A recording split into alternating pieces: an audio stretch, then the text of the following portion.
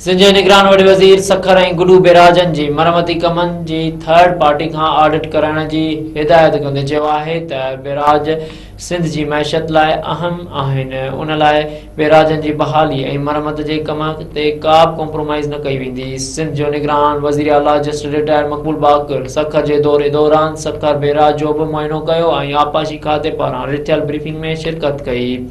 उन मौके ते chief engineer Sukkur barrage Syed Sardar Ali Shah briefing ॾींदे निगरान वॾे वज़ीर खे ॿुधायो त सखर बेराज मुल्क जे ज़राअत में अहम किरदार आहे। उन बेराज जा 7 केनाल 2012 डिस्ट्रीब्यूटर्स ऐं 64 ब्रांचूं आहिनि।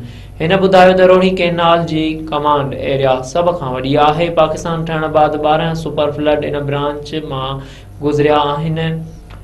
ही बेराज सिंध जी मैशत लाइ अहम आहे। ब्रीफिंग दौरान निगरान वॾे वज़ीर सखर ऐं गुडू बेराजन जी मरमती कम जी थर्ड पार्टी खां ऑडिट कराइण जी हिदायत कई। ब्रीफिंग बाद निगरान वॾे वज़ीर मक़बूल बाक़र मीडिया सां ॻाल्हाईंदे चयो त सखर बेराज जी गेटनि जी तब्दीलीअ जो कमु जल्द शुरू थींदो। बेराज सिंध जी मैशत लाइ अहम आहिनि। उन लाइ हिननि जी बहाली ऐं मरमत जे कम ते का बि कॉम्प्रोमाइज़ न कई वेंदी। उन चयो त कचे में दाड़ेलनि ख़िलाफ़ ऑपरेशन जारी आहे। उन लाइ एहतियात कई वञे थी त को वॾो नुक़सान न थिए।